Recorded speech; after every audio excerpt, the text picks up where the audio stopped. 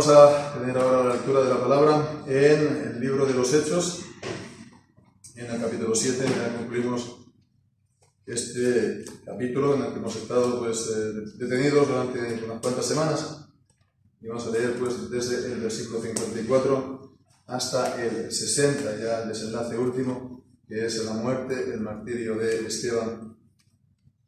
Y dice así la palabra del Señor: y oyendo estas cosas se enfurecían en sus corazones y crujían los dientes contra él.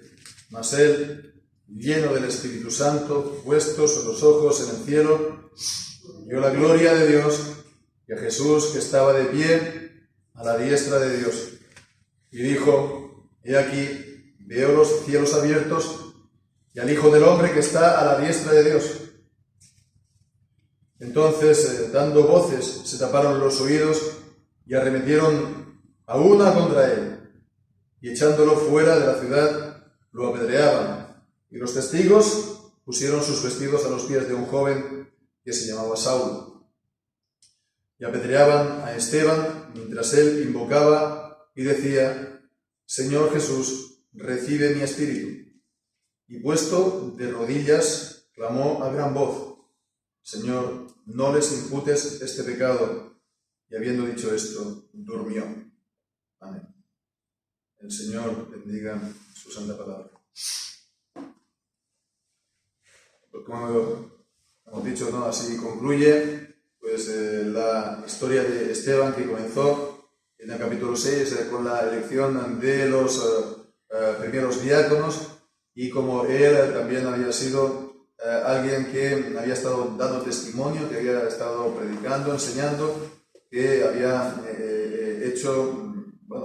que había dado testimonio, y también había estado lleno de fe, de poder. Por medio de él también se habían hecho señales que serían sin duda también conocidas al pueblo. Y vemos cómo acabó, ¿no? Habiendo predicado y enseñado sin que nadie le hubiera podido resistir a la sabiduría y al espíritu con que hablaba, como dice el capítulo 6. Después también de este testimonio, esta predicación o este discurso de Esteban, ¿no?, ante el Sanedrín, que estuvo trayendo la historia del pueblo, la historia de Israel, sin ningún tipo de error doctrinal. Estuvo anunciando realmente la palabra de Dios. Entonces vemos cómo acabó, ¿no? No acabó a ojos humanos bien, ¿no? Sino que los que lo oyeron acabaron con su vida. El discurso acabó en el versículo 51 al 53 con una denuncia, ¿no? Acabó denunciando el estado espiritual en el que se encontraba la gente: duros de cerviz e incircuncisos de corazón y de oídos, que ellos resistían el Espíritu Santo, como también lo hicieron los padres de ellos. Y ya en el versículo 52 dice: ¿a cuál de los profetas no persiguieron vuestros padres? Pues si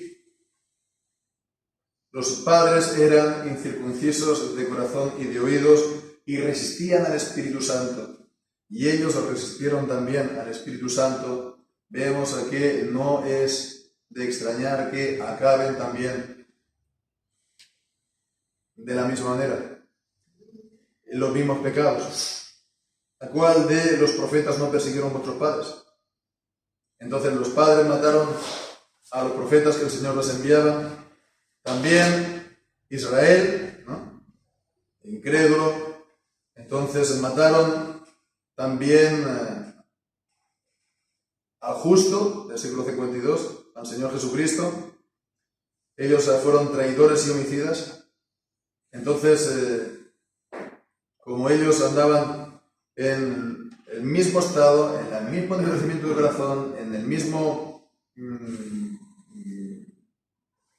la misma rebeldía contra Dios, acabaron también, pues, de la misma manera con aquel que el Señor les enviaba, es decir, también aquí a Esteban.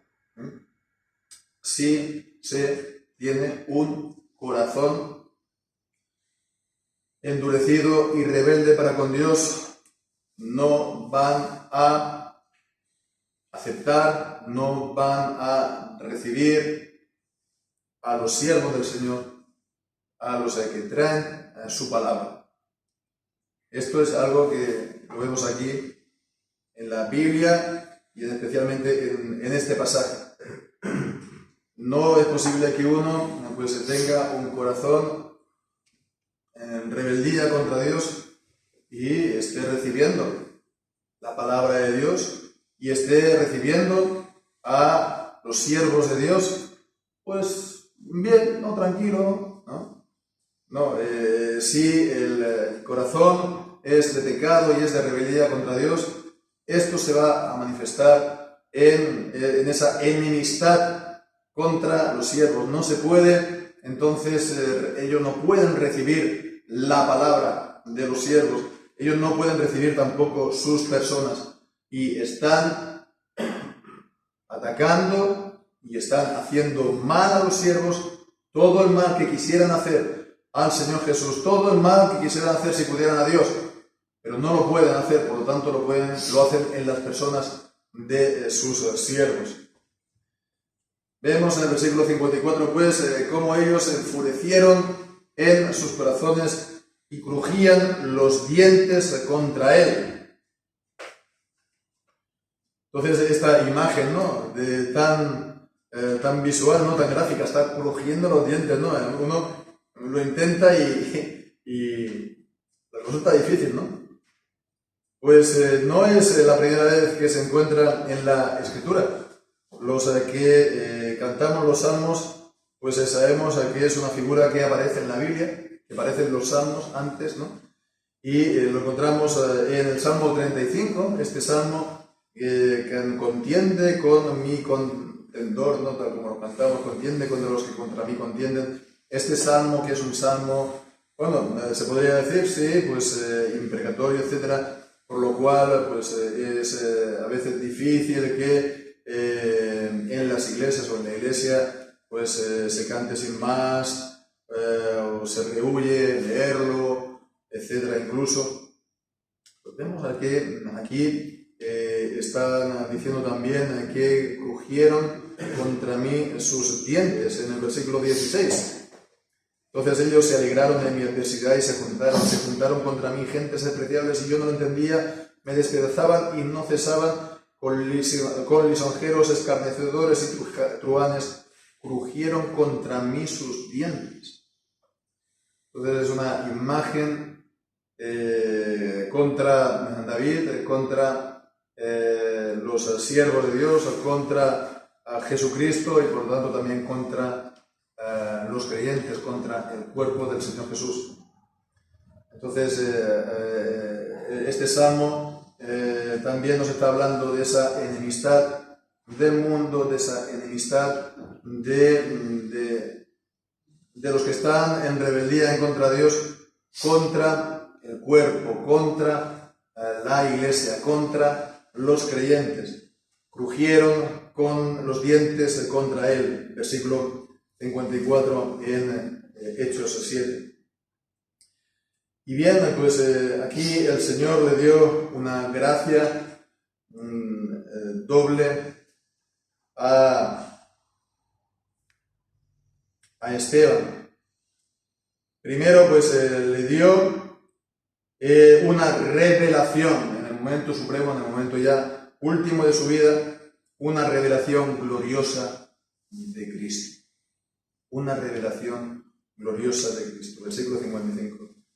Lleno del Espíritu, puestos los ojos al cielo, vio la gloria de Dios y a Jesús que estaba de pie a la diestra de Dios. Entonces, bueno, la situación era dramática, ¿no? La gente escuchaba, crujía los dientes contra él, habían perdido ya la cabeza, los estribos, se iban a por él, pero entonces él vio a Cristo y vio la gloria de Dios y a Cristo en el cielo, lleno del Espíritu Santo. Entonces, Primera de Pedro nos dice, ¿no?, que si somos perseguidos, ¿no?, pues el glorioso Espíritu del Señor reposa sobre nosotros. No es algo que, bueno, pues tengamos a que tal vez anhelar, ¿no? El acabar como Esteban, ¿no?, el martirio. Pero tampoco es algo que tenemos a que temer o rehuir. Porque si el Señor nos lo da, será, bueno, pues una gloria el poder acabar con nuestro Señor Jesucristo, y seguro que el Señor pues se va a comunicar con nuestra alma de una manera increíble, ¿no? Y que vamos a, en nuestra alma, contemplar el rostro de Dios y vamos a estar en una comunión con el Señor que sería increíble, pues de otra manera. Lleno del Espíritu Santo, puesto los ojos en el cielo, vio la gloria de Dios, ver la gloria de Dios, el Señor glorioso. Como veíamos el domingo por la mañana, ¿no? El domingo por la mañana cuando hablaban de Hugo, ¿no?, de ver a Dios, ¿no?, de esa visión del alma, esta visión intelectual o esta visión del interior, no con los ojos físicos, porque con los ojos físicos no se puede ver la esencia misma de Dios, pero sí que una visión directa, una comprensión, una comunión directa con el Dios y su... Entonces, esto es lo que el Señor le dio en ese momento, y además vio físicamente, porque se abrieron los cielos, a Jesús de pie a la diestra de Dios. Y sabemos, ¿no?, que por ejemplo, el primer capítulo de Hebreos se nos dice que Jesús se sentó a la diestra de la majestad en las alturas. Y el sentarse allí, en otros lugares de la Biblia, del Nuevo Testamento, es una señal de majestad, es una señal de autoridad, ¿no? Y aquí está Jesús de pie a la diestra del Padre. Y esta es entonces la postura del intercesor Jesucristo, del abogado, del sumo sacerdote que ruega al Padre, de la cual también habla toda la carta a los Hebreos. Entonces debemos, ¿no?, también el tener esa revelación de Cristo como nuestro mediador, revelación de Cristo como sumo sacerdote, revelación de Cristo que es el todo de nuestra salvación. Y entonces vemos la reacción de la gente dando grandes voces, ¿no? Pareciera como si estuvieran aquí medio poseídos, ¿no? Les habla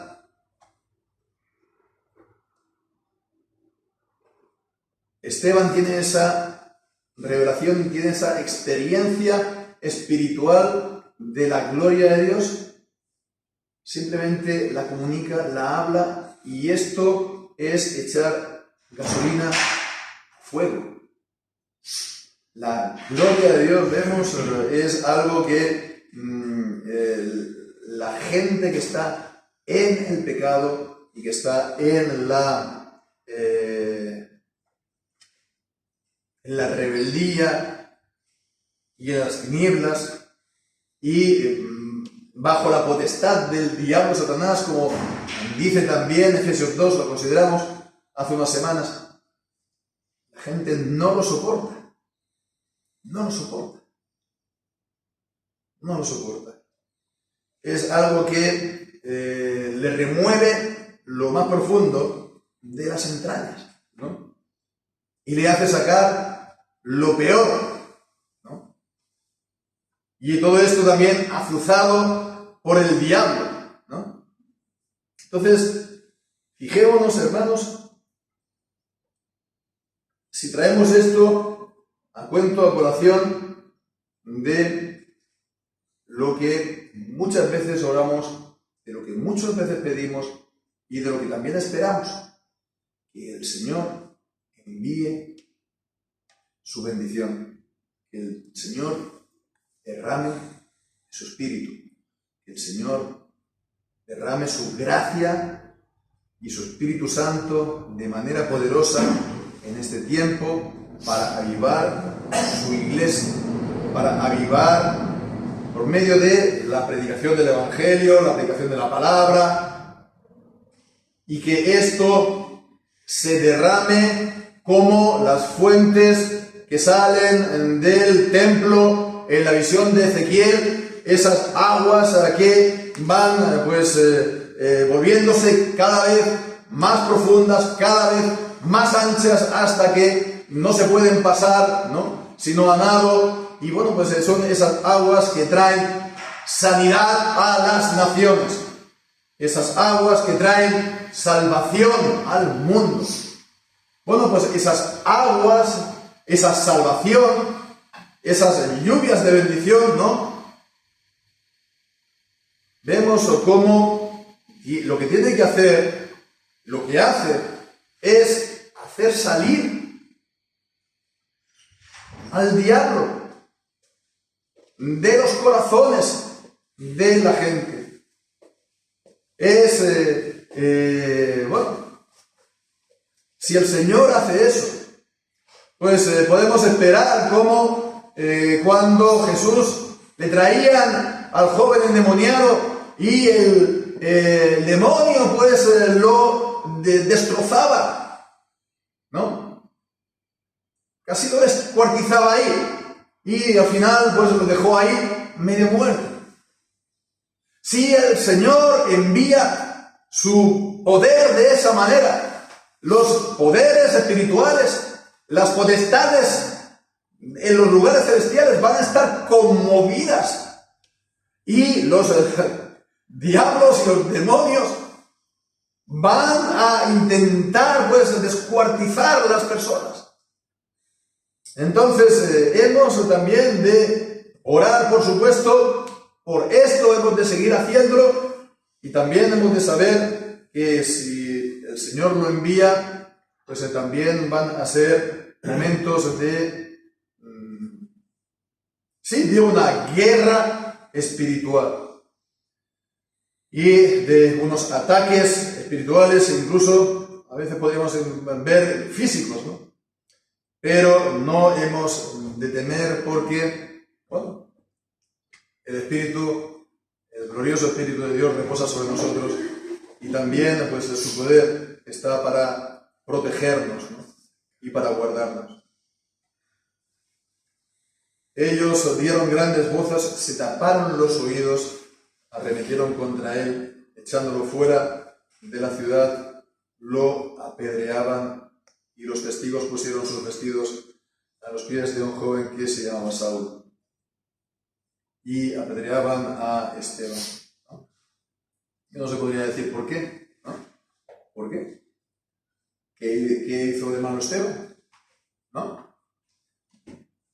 Él estuvo aquí dando un discurso, ni siquiera se lo permitieron acabar, ¿no? Estuvo ya al final pues denunciando el pecado de ellos, pero no le permitieron, como los discursos de las predicaciones de Pedro, acabar llamando al arrepentimiento, sino que ellos se abalanzaron y acabaron con él. ¿Por qué? Pues lo mataron, ¿no? Es algo muy parecido a la muerte de Abel a manos de Caín. Uno podría decir, bueno, que ¿Qué consiguió al final Abel? ¿No? ¿Qué fue de su vida?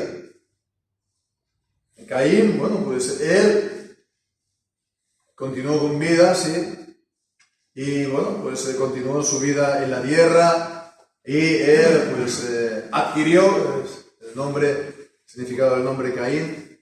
Sus descendientes se hicieron fuertes en la tierra, ¿no? Entonces, bueno, pues vemos como que no le fue tan mal. Sin embargo, que fue de Abel, ¿no? De Abel, que no tuvo descendencia, tampoco. Por eso se nos dice que vino después también la descendencia de los hijos de Dios por medio del linaje de Set, ¿no? ¿Cuál fue entonces el resultado, el fruto de esta vida, de este testimonio, de este martirio, ¿no? Bueno, pues la obra del Señor, el servicio que hacemos, no es en vano. Si lo miramos con los ojos de aquí abajo, pues decimos todo esto. Si lo miramos desde la perspectiva de Dios, de su palabra, bueno, pues lo que recibió Esteban fue un gran privilegio de acabar como nuestro Señor. ¿Por qué? Pues porque cuando él lo estaban apedreando, en el versículo 59 dice: Señor, recibe mi espíritu. Que es como también en Lucas 23 se nos relata la muerte de Jesús. Y también puesto de rodillas al cielo, puesto de rodillas, que reclamó a gran voz: Señor, no les imputes este pecado. Como también en Lucas, en el capítulo 23, pues se pone estas palabras en la boca de Jesús.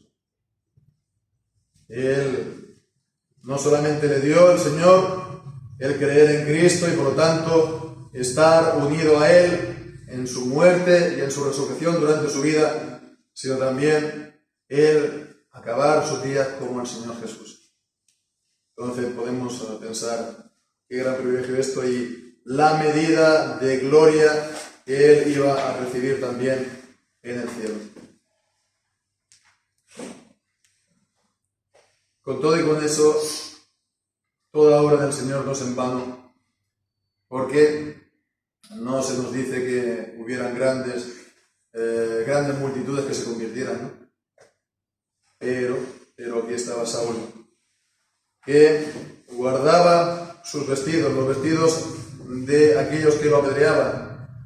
Y vemos cómo este joven llegó a ser el apóstol Pablo. Y esta experiencia, sin duda, fue algo que lo marcó y fue algo que también le tuvo que influir, marcar para después su conversión. En el capítulo 22, en el versículo 20, él está hablando de esto, cuando está dando testimonio precisamente ante los judíos después de ser arrestado. Él podía, el apóstol Pablo, pensar que iba a acabar también, como Esteban, a lo mejor se le pasó por la cabeza. Y vemos el versículo 20, cuando se derramaba la sangre de Esteban, tu testigo, tu mártir. Yo también estaba presente y consentía en su muerte y guardaba las ropas de los que lo mataban. No era solamente un espectador, que ya solamente de ser ahí espectador, ya eso es algo que lo contamina a uno y que lo hace también pues culpable, pero él también tomó de alguna manera parte, aunque fuera legalmente, aunque fuera simbólicamente, en esa muerte, consentía en su muerte. Y bueno, pues entonces vemos cómo el Señor tuvo misericordia de él. No sabemos a cuántos el Señor, pues, cuántos el Señor pues le dio esta gracia del versículo 60. Señor, no les imputes este pecado. Pero vemos aquí a Pablo sí, porque a Pablo, pues a Saulo, ¿no? El Señor lo llamó y no le imputó ese pecado y perdonó todos sus pecados por la sangre del Señor Jesucristo derramada. Entonces, en nuestro servicio, nuestra obra del Señor nunca es en vano. Y aunque solamente haya un convertido, aunque solamente haya una persona salva, pues es también una gran cosecha para el Señor. Y porque a través también de ese convertido pueden venir también mucha gente a la conversión, como fue el caso del apóstol Pablo. Entonces ya digo, no hay que desanimarse, hay que perseverar, hay que seguir pues pidiendo que el Señor derrame su gracia, como hemos dicho, y su poder, y que podamos ver pues días en los que el Evangelio realmente hace salir de sus escondrijos pues, de maldad a las huestes de maldad, ¿no?, que están gobernando este mundo de tinieblas. Que quiera Dios que se sea y que lo podamos ver. Amén.